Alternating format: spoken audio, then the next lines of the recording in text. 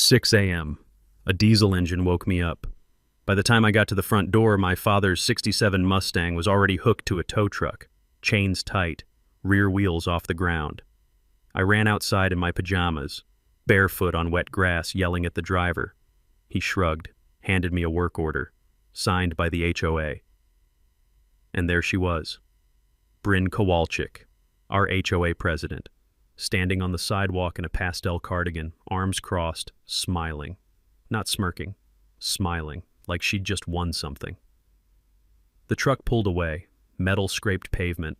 My father's car, the last thing I had of him, disappeared around the corner. I should have been furious, but standing there, soaked and shaking, I just thought, "Lady, you have no idea what you just started." 3 months later, 25 tons of Cold War steel rolled onto our street, completely legal. And her smile?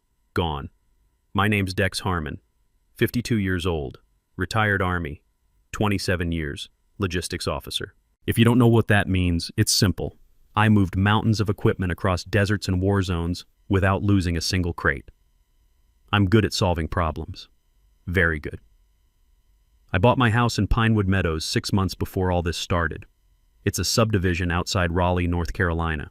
68 homes, mostly ranch style, built in the mid-2000s. Middle-income neighborhood, teachers, retirees, small business owners, the kind of place where people wave when they mow their lawns and nobody locks their doors. I wanted peace. I'd spent nearly 3 decades in uniforms and deserts. I was divorced, amicably, but still. My 2 kids were grown, one in grad school out in Colorado, the other teaching English in South Korea. I didn't need much. Just a garage to work in, a small garden, and time to think. The Mustang? That was my father's, a 1967 fastback, night mist blue, original engine. He bought it the year I was born. Drove it until the day he died, Korean War vet, tough as nails, never complained about anything. When he passed 2 years ago, he left me the car and a note. "Keep her running, son. She's got more life in her than both of us." So I did. I restored her. New upholstery, rebuilt the transmission, kept the original paint. She wasn't a project car, she was done. Registered historic vehicle in North Carolina, special plates and everything. Insured, inspected, legal in every possible way. I parked her in my driveway, same as 8 other neighbors parked their boats, trailers, work vans. Nobody cared. Until she cared. Bryn Kowalczyk, 47 years old, real estate agent, or at least that's what her business card said. I'm not sure how much real estate she actually sold because she spent most of her time patrolling the neighborhood like a mall cop with a clipboard. She had a blonde bob that looked shellacked in place, pastel cardigans in every color, and a voice like a kindergarten teacher scolding a kid for eating glue. She drove a white Audi Q5 with a vanity plate that read, "Sold it." Her husband, Todd, was a ghost. Mid-50s, worked remotely for some pharmaceutical company, never made eye contact. I saw him maybe twice in 6 months, always getting into his car, always looking at his phone, always silent. Bryn didn't have kids. What she did have was an obsession with property values and community standards. And 6 months before I moved in, she'd staged a quiet coup. See, HOAs require elections, but most people don't vote because most people don't care. Bryn knew this. She called a special meeting, sent notices to only a handful of homes, and got herself elected president with 11 votes. 11. Out of 68 homes.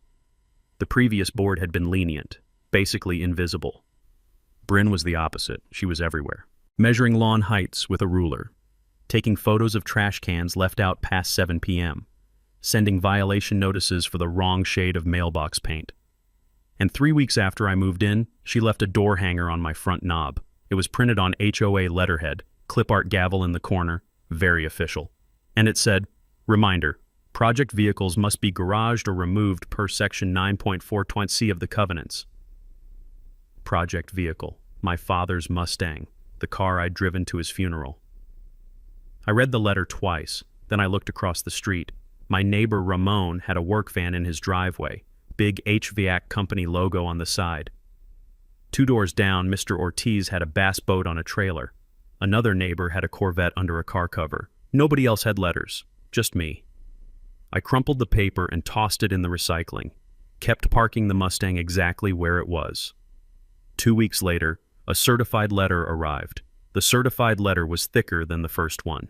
Heavier paper, expensive, the kind lawyers use. It had weight to it like a threat wrapped in cotton. Dear Mr. Harmon, this is your final notice regarding violation of HOA covenants, Section 9.4.c, unauthorized vehicle storage. You have been observed parking a project vehicle in your driveway for 21 consecutive days. The board has voted to impose a fine of $50 per day, retroactive to the date of first notice, until the vehicle is removed or garaged. Total due, $1,050. Please remit payment within 10 business days to avoid further action. Signed by Bryn. Countersigned by 2 board members I'd never met, Paulette something and Glenn something else. I didn't pay it. Instead, I showed up to the next HOA meeting. It was held in the subdivision clubhouse, a beige room that smelled like burnt coffee and industrial carpet cleaner, folding chairs arranged in rows. Maybe a dozen people showed up. Bryn sat at a folding table up front, flanked by her 2 board lackeys. Paulette was a retired bank manager, gray hair, reading glasses on a chain. Glenn owned a lawn care company. I'd seen his trucks around the neighborhood, loud mowers with his name stenciled on the side. I raised my hand during public comment. Mr. Harmon, Bryn said, smiling that smile, how nice of you to join us. I'm here to appeal the fine, I said.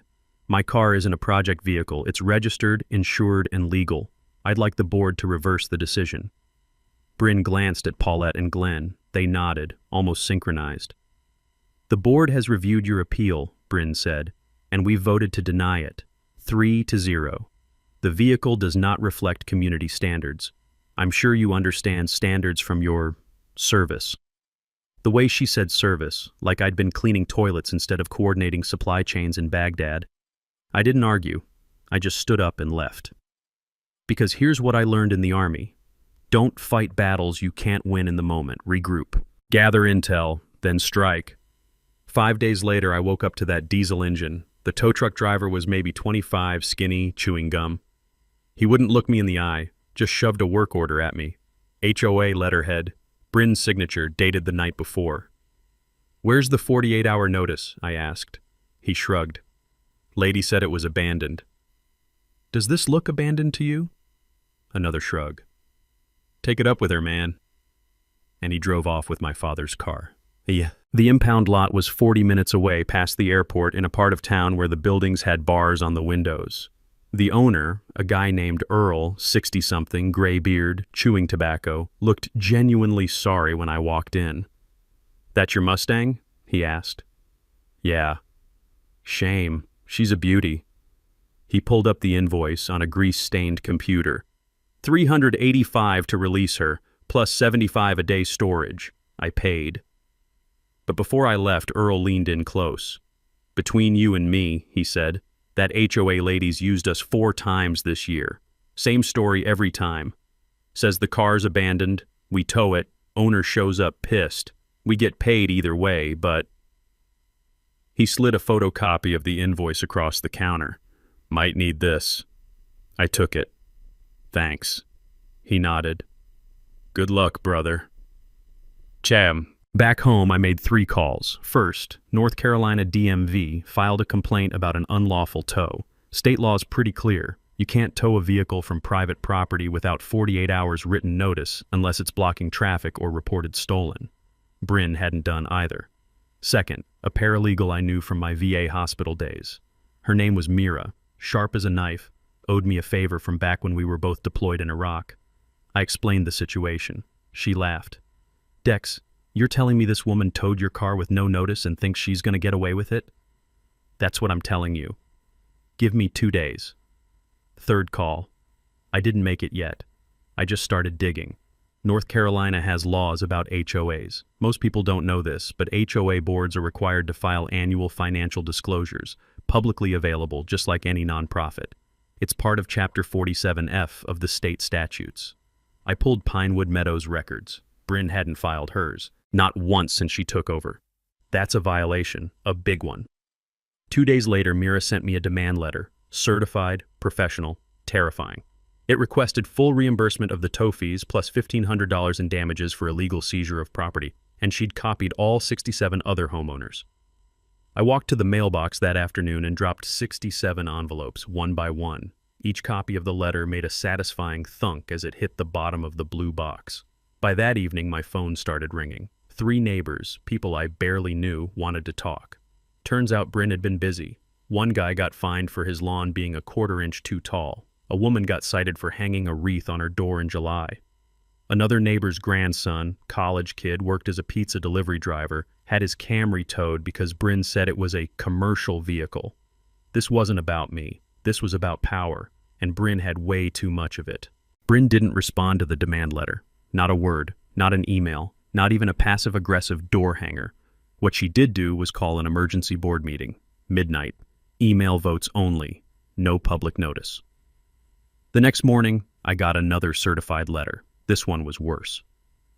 Dear Mr. Harmon, the board has voted to impose escalated fines for continued non-compliance. Effective immediately, fines are increased to $100 per day, retroactive to the original violation date. Total amount due, $4,300. Failure to remit payment within 30 days will result in a lien being placed on your property. $4,300. For parking my car in my own driveway. I stood in my kitchen, holding the letter, and I actually laughed. Not because it was funny, because it was insane. This woman was threatening to put a lien on my house, potentially force a sale, over a car she didn't like. But she wasn't done. 2 days later, a county zoning inspector showed up at my door. His name was Jorge. Mid-40s, tired eyes, clipboard, county polo shirt.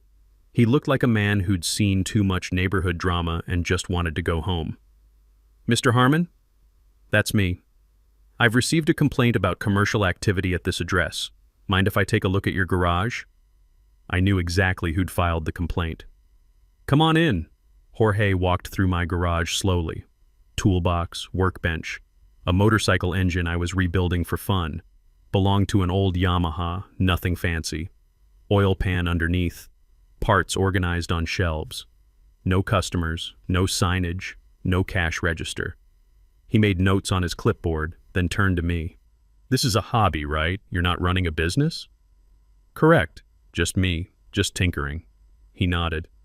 You're fine. This isn't a commercial operation. He lowered his voice. Between you and me, the woman who filed this complaint, she's filed 3 others this month. Lady with backyard chickens. Guy with a ham radio antenna. None of them were violations either. He handed me a copy of his report, stamped, "No violation found." She's trying to bury you in process. Document everything. Thanks, I said. Jorge paused at the door. Good luck, man. You're gonna need it. After he left, I sat down at my computer and started digging deeper. County property records are public. So are subdivision plats, the original maps that show how a neighborhood was laid out, lot lines, easements, all of it. I pulled up Pinewood Meadows, and I found something beautiful. When the subdivision was built back in 2004, the developer had rezoned the land from agricultural to residential, standard process. But buried in the original plat, the one filed with the county clerk 20 years ago, was a dedication, a 12-foot wide emergency access easement running behind the houses on the cul-de-sac.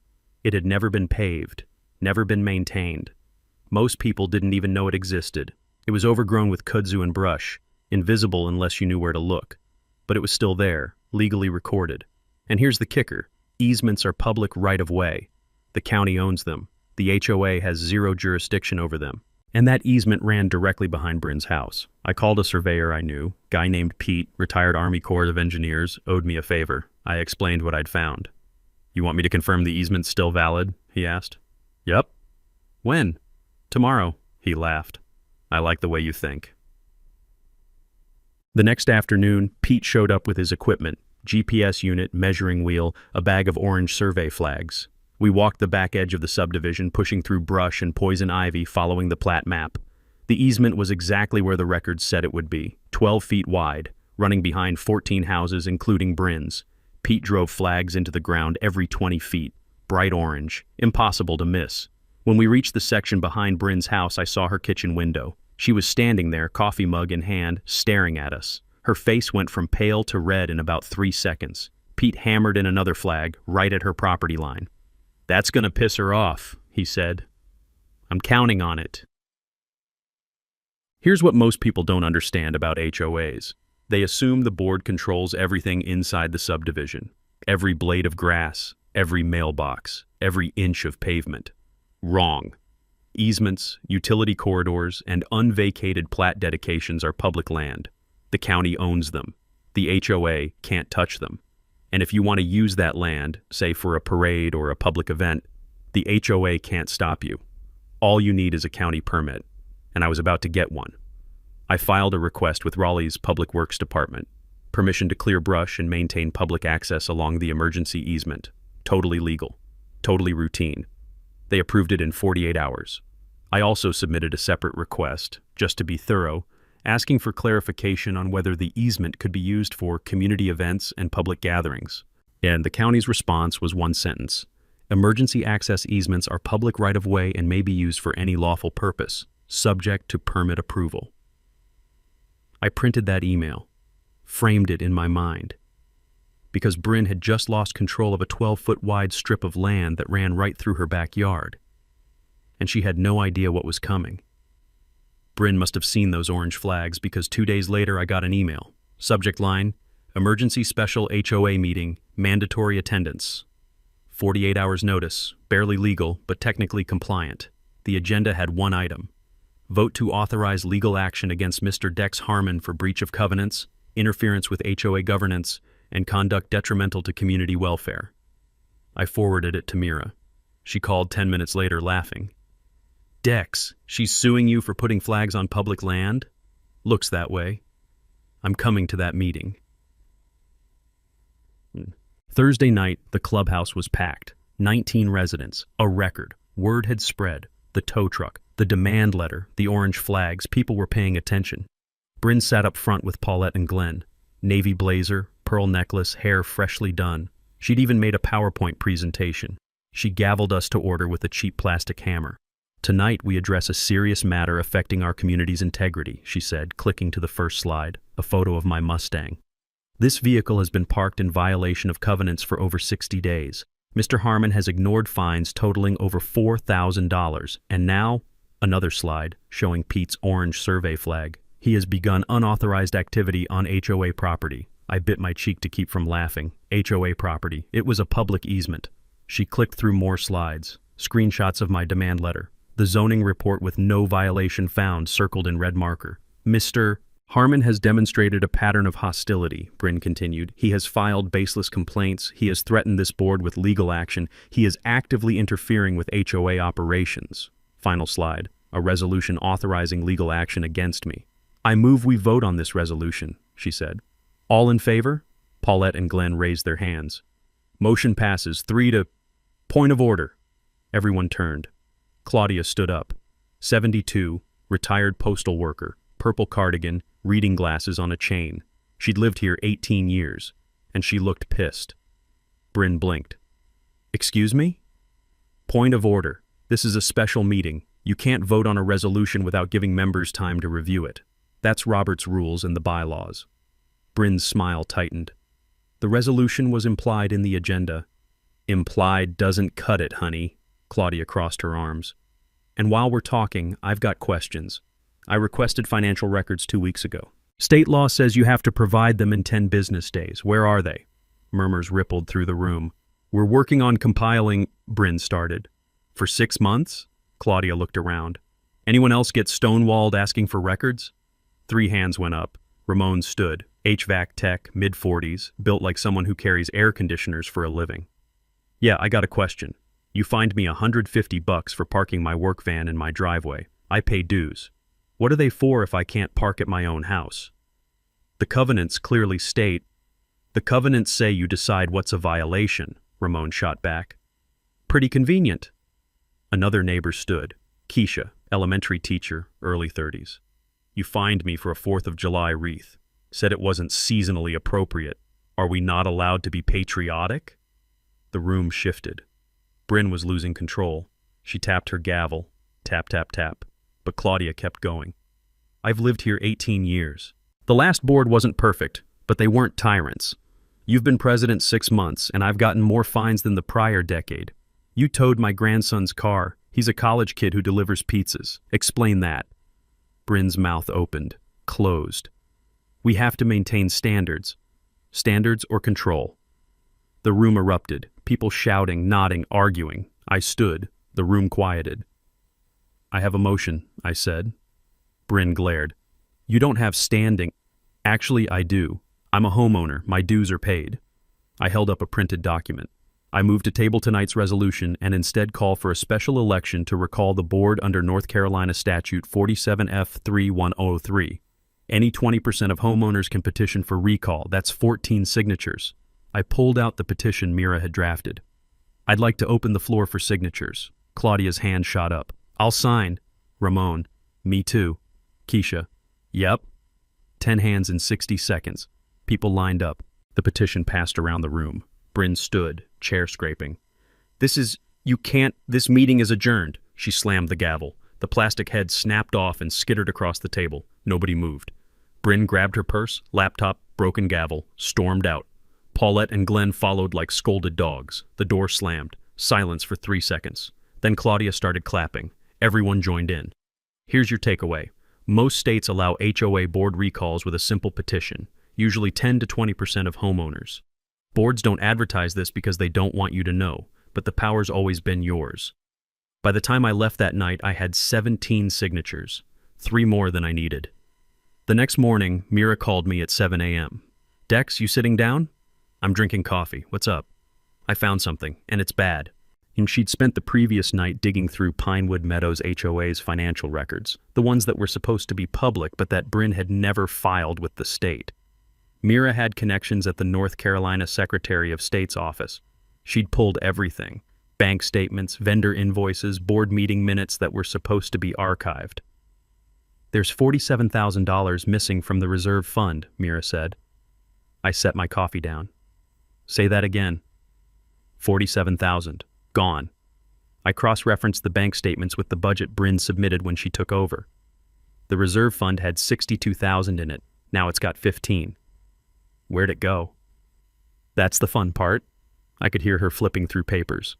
22,000 to something called Platinum Landscape Solutions for subdivision enhancements. 18,000 to Apex Design Consulting for clubhouse renovations. And another 7,000 listed as administrative fees, paid directly to Bryn. She's paying herself a salary? Yep. Unauthorized. The bylaws don't allow it. And here's the kicker. I looked up Platinum Landscape Solutions. Guess who owns it? Glenn. Bingo, his lawn care company. And Apex Design Consulting, registered to Todd Kowalczyk, Bryn's husband. I leaned back in my chair. She's funneling HOA money to her husband and her board cronies. Yep. And none of these contracts went out for competitive bidding, which the bylaws require for anything over $5,000. It's textbook embezzlement. Mira paused.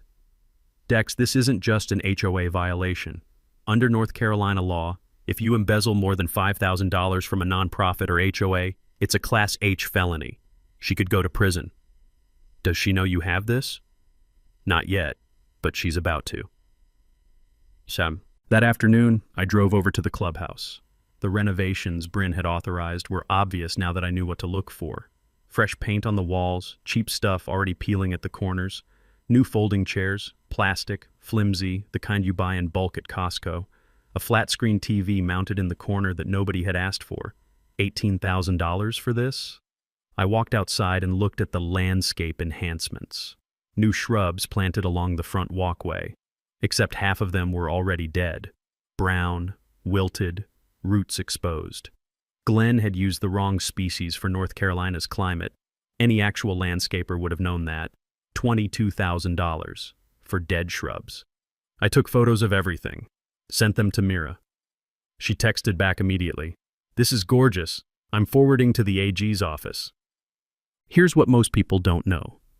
HOAs are classified as nonprofit corporations in most states. That means they're subject to the same financial oversight rules as charities. Embezzling from an HOA isn't just creative accounting. It's a crime. And because HOA records are public, it's one of the easiest frauds to catch if you know where to look.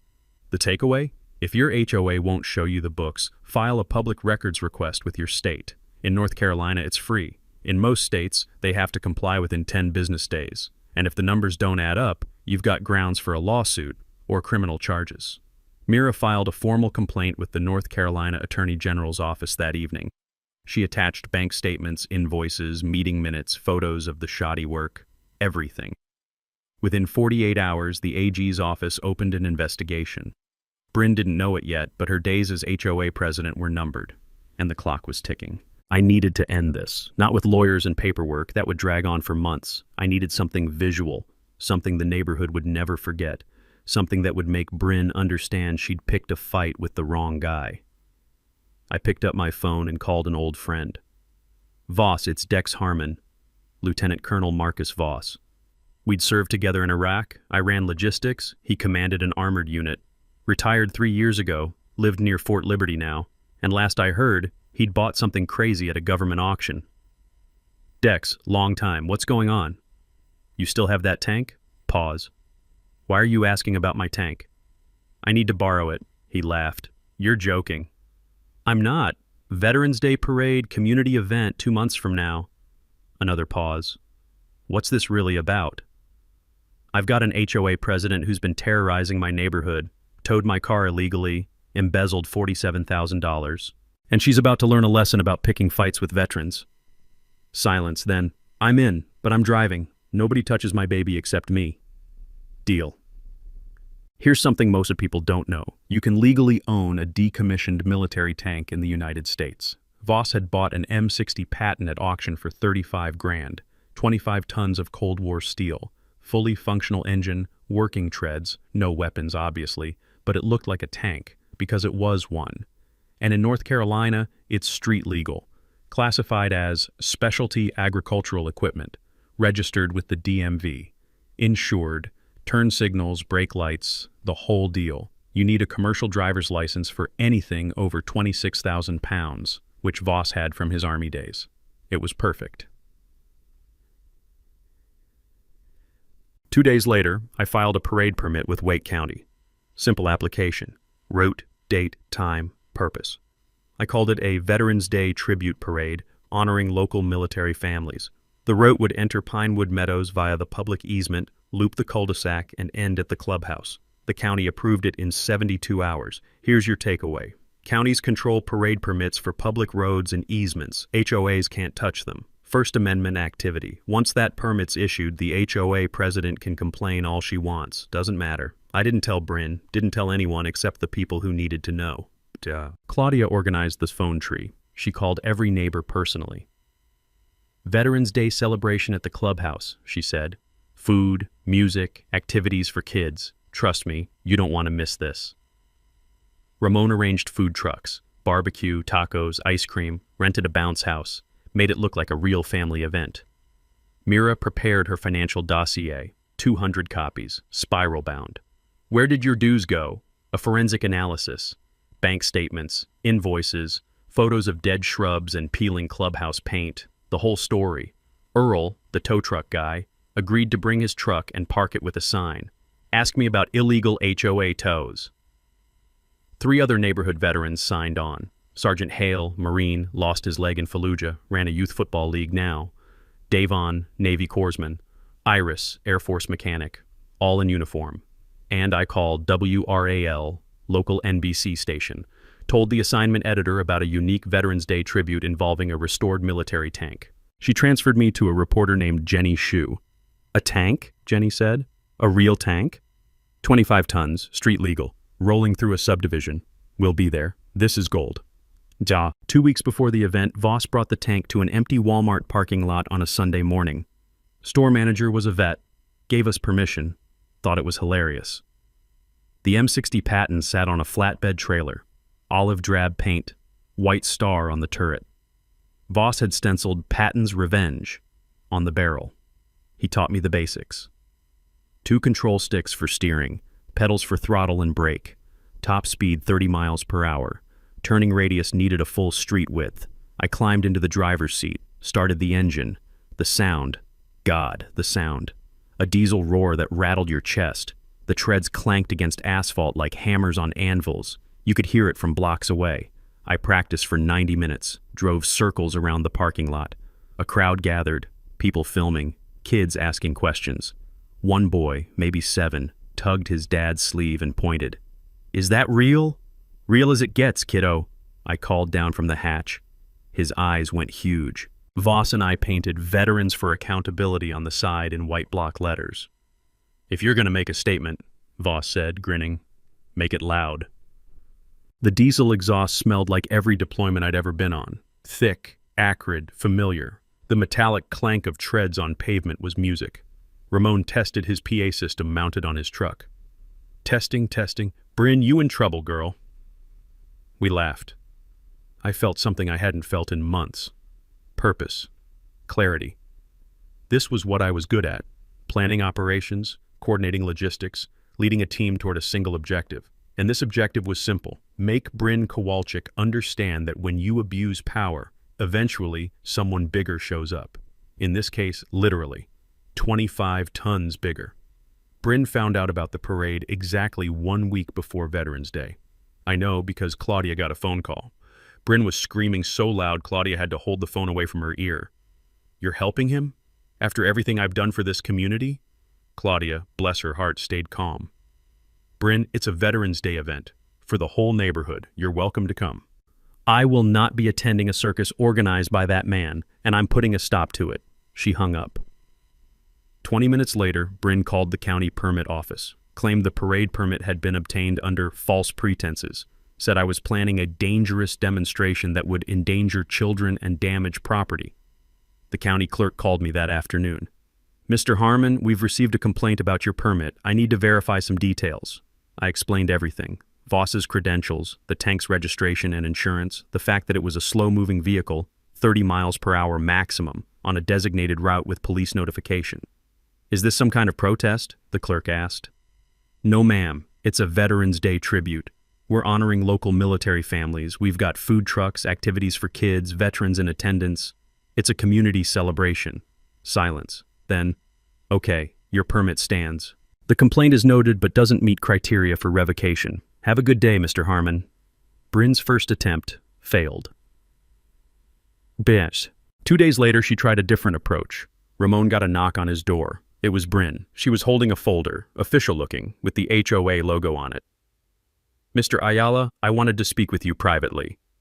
Ramon leaned against his doorframe. "About what?" "I understand you're involved in Mr. Harmon's event. I'm here to offer you a resolution." She opened the folder. "You currently owe $600 in HOA fines. I'm prepared to waive them entirely if you withdraw your participation." Ramon stared at her. "You're bribing me. I'm offering you a reasonable compromise. You're asking me to screw over a guy who's trying to help this neighborhood." He pulled out his phone, hit record. "Say that again. The part about waiving my fines if I bail on the parade." Bryn's face went white. "I don't appreciate being recorded without... North Carolina's a one-party consent state. I can record any conversation I'm part of. Now you want to repeat that offer, or are we done here?" She turned and walked away without another word. Ramon sent the recording to me, Claudia, and Mira, then posted it in the neighborhood Facebook group. It had 63 reactions in an hour, all of them angry face emojis. Bryn's second attempt failed. Tia, but she wasn't finished. The night before Veterans Day, at 2 in the morning, someone poured motor oil across the easement access road, the route the tank would use to enter the subdivision. Mr. Ortiz saw it happen. He'd been up late, couldn't sleep, was looking out his front window, saw 2 figures moving in the dark with flashlights in a container. He grabbed his phone and recorded them. The video was grainy, shot through a window at night, but you could make out 2 people. One was clearly Bryn, blonde hair, that white cardigan she always wore. The other was Todd, her husband. First time I'd seen him do anything except stare at his phone. They poured a gallon of motor oil across the access road, then hurried back to their house. Mr. Ortiz texted me at 2:17 a.m. "Your HOA president doing some shady shit in the dark. Got it on video." I called Ramon, then Claudia. We met at the access road at 3 in the morning with work gloves, bags of kitty litter, and sawdust. The oil was slick, smelled like a garage, shimmered under the streetlights. We spent 90 minutes cleaning it up. Poured absorbent material over every inch, swept it away, hosed down the pavement. By dawn, the road was clean, and I had video evidence of Bryn sabotaging a permitted public event. I forwarded the video to Mira. She sent it to the county sheriff's office and the attorney general's investigator assigned to Bryn's embezzlement case. Then I did something petty. I made a still frame from the video, Bryn clearly visible, holding the oil container, and printed it, 8 by 10, mounted it on poster board with a caption, "When you can't win legally, try vandalism." I was going to display it at the event, right next to Earl's tow truck. Ramon and I stood in the pre-dawn light, smelling like motor oil and sweat, watching the sun come up over the subdivision. "She's lost her mind," Ramon said. "She's desperate," I replied. "Desperate people make stupid mistakes." "Think she'll show up today?" "Oh, she'll show up. She won't be able to help herself." He grinned. "This is going to be fun." Fun wasn't the word I'd use. Satisfying was closer. But I went home, showered, put on my old army cap and dog tags. First time I'd worn them in 2 years. They felt heavier than I remembered. Voss called at 7 a.m. "Tanks loaded. We're rolling out in 30. See you soon, brother." "Roger that." I made coffee, sat on my front porch, watched the neighborhood wake up. Bryn's house was dark, curtains drawn, but I knew she was awake, knew she was watching. And in exactly 3 hours, 25 tons of Cold War justice were going to roll past her front door. I smiled. At 8:30 a.m., I got a call from Claudia. "Dex, you need to see this." "See what?" "Facebook. She's gone nuclear." I opened my laptop. There it was. A new Facebook page called Concerned Citizens of Pinewood Meadows, created overnight. Already had 43 followers, most of them from outside our subdivision. The page had 3 posts, all uploaded within the last hour. The first was a long text post. "Alert. A resident of our peaceful community is planning a dangerous stunt today that puts families and children at risk. He claims it's a Veterans Day celebration, but it's actually a 25-ton military tank being driven through residential streets where kids play. This is reckless, unsafe, and completely inappropriate. He is an unstable individual with known anger issues who has been harassing our HOA board for months. We are calling on county officials to stop this event before someone gets hurt." The second post was a photo, my Mustang being towed, cropped to make it look abandoned and junky. Caption, "This is what he calls a historic vehicle. Community standards matter." The third post was worse. Someone had dug up an old news article from 2008, a piece about veterans struggling with PTSD after deployments. My name wasn't in it, but Bryn had somehow connected it to me. Caption, "Ask yourself, do we want unstable combat veterans operating military weapons in our neighborhood?" I read it twice, felt my jaw tighten. She was calling me unstable, dangerous, using my service, my deployments, as a weapon against me. I called Mira. "I saw it," she said before I could speak. "It's defamation, textbook. We can sue her into the ground." "I don't want to sue her. I want this page taken down." "Already on it. I'm reporting it to Facebook for harassment and misinformation, but it'll take time." "We don't have time. The event's in 90 minutes. "I know. Which is why I'm doing something else." Yeah. 15 minutes later, a new page appeared. Real Neighbors of Pinewood Meadows, Against HOA Corruption. Created by Claudia's granddaughter, Tisha. 26 years old, worked in digital marketing, knew how social media worked. The page's first post was a photo of Bryn's financial dossier, the cover page showing $47,000 missing. Caption, "Want to talk about who's really dangerous? Let's discuss embezzlement." Second post, the recording of Bryn trying to bribe Ramon. Third post, Mr. Ortiz's video of Bryn pouring motor oil on the access road at 2 a.m. Fourth post, Earl's invoice showing 4 illegal tows ordered by Bryn in 6 months. Tisha didn't stop there. She cross-posted everything to neighborhood groups, community pages, local news watch forums, tagged WRAL, tagged the county commissioner, tagged the North Carolina Attorney General's office. Within an hour, the page had 200 followers. By 9:30, it had over 1,000. Comments poured in. "This HOA president is a criminal. I live 3 subdivisions over and our HOA does the same crap. How do we stop them? That veteran deserves an apology, not harassment. The tide was turning. Fast. Aisha. At 9:45, Jenny Shu from WRAL called me. Mr. Harmon, we've been seeing some posts online. Allegations about you being unstable, dangerous. What's your response? I took a breath. Ms. Zhu, I served 27 years in the Army, logistics officer, no PTSD diagnosis, no anger issues, no criminal record. What I do have is an HOA president who's been abusing her power for 6 months, towing cars illegally, fining people for made-up violations, and embezzling nearly $50,000. The Attorney General's office is already investigating her. Today's event is exactly what I said it is, a Veterans Day tribute. We've got county permits, insurance, food trucks, and activities for kids. If she wants to call that dangerous, that says more about her than it does about me. Silence on the line. Then, can I quote you on that? Every word. We'll see you at 10:30. I went through my final checklist. Tank scheduled to arrive at 1000 hours. Voss confirmed via text. 20 minutes out, ready to rock. Food trucks positioned at the clubhouse. Ramon had 3 of them. Barbecue, tacos, a dessert truck with funnel cakes. The bounce house was inflated.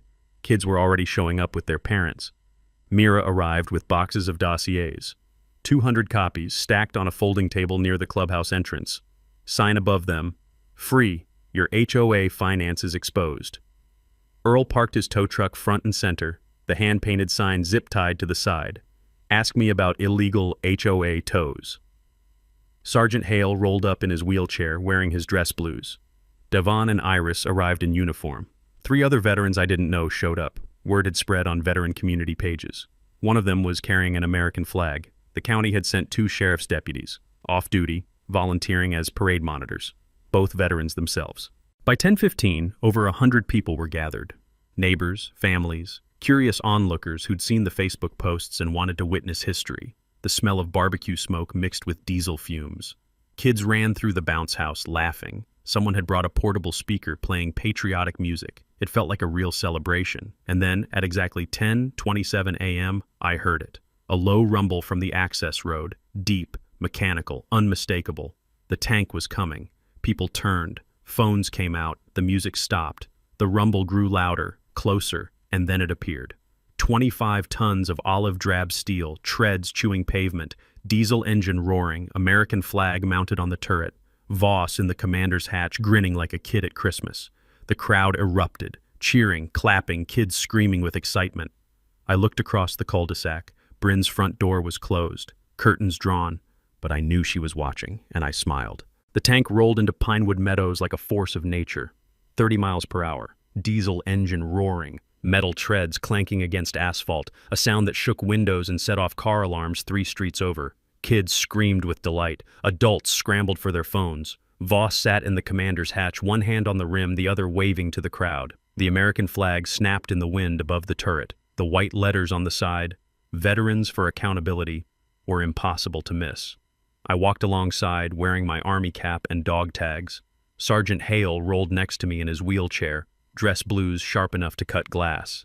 Devon and Iris flanked us. 2 sheriff's deputies brought up the rear, grinning. The tank made the turn onto the cul-de-sac, slow, inexorable.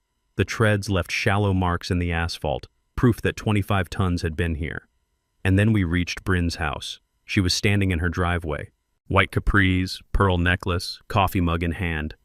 Trying to look casual, like this was just another Saturday morning. But her face told a different story. The tank rounded the corner, turret rotating slightly as Voss adjusted course. It was pointed directly at her house for exactly 3 seconds. Unintentional, just the mechanics of the turn, but the optics were perfect. Bryn dropped her coffee mug. It shattered on the concrete, brown liquid spreading across her pristine driveway. She tried to wave the tank down, actually stepped into the street, hand up like a crossing guard. Voss didn't stop, didn't even slow down, just kept rolling, the engine roar drowning out whatever she was shouting. The tank moved past her. She stood there, frozen, staring. I didn't wave, didn't smile, just kept walking. Behind me, I heard Claudia's voice over the PA system.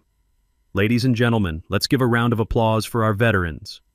The crowd at the clubhouse, 200 people now, maybe more, erupted in cheers. Dot.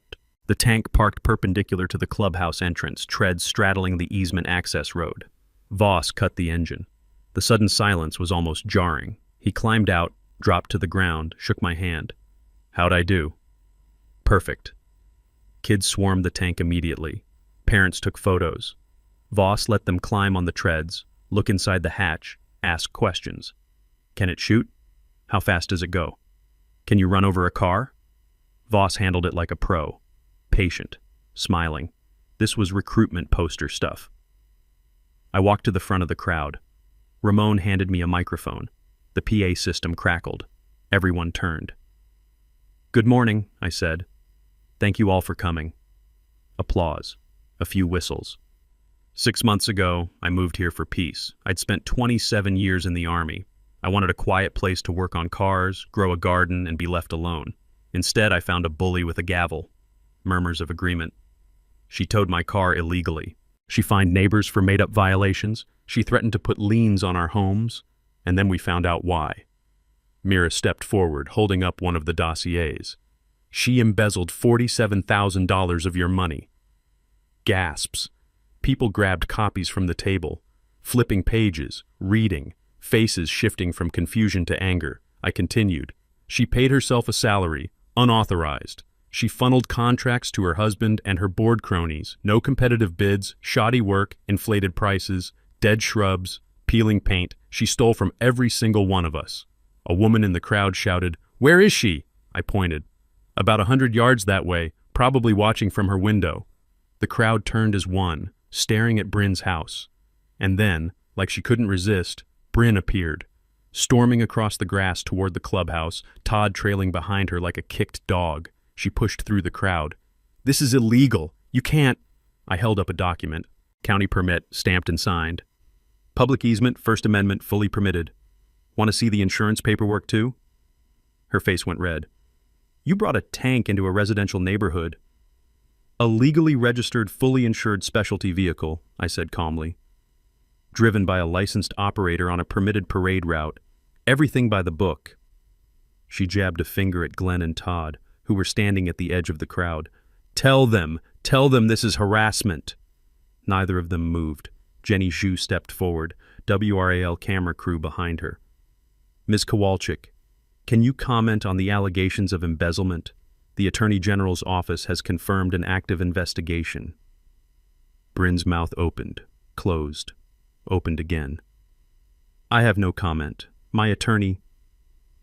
Your attorney advised you to leave, didn't he? Mira said, stepping up beside me. Because anything you say right now can be used against you in court. One of the sheriff's deputies cleared his throat. Ma'am, I'm not here in an official capacity, but I've been asked to let you know. The AG's office will be contacting you Monday morning. You might want to have that attorney on speed dial. Bryn looked around wildly, at the crowd, at the camera, at the tank, at the dossiers in people's hands. Her perfectly constructed world was collapsing in real time. This isn't... I leaned into the microphone. Today we take it back. The crowd erupted, applause, cheering, chanting, Dex, Dex, Dex. Bryn turned and ran. Actually ran. Todd hurried after her, loading her into his sedan. They drove off, tires squealing. The crowd watched them go. Then Claudia started clapping again, and everyone joined in. A kid climbed on the tank and planted the American flag on the turret. Someone started playing The Star-Spangled Banner over the speakers. I stood there, surrounded by neighbors, veterans, friends, and for the first time in 6 months, I felt like I was home.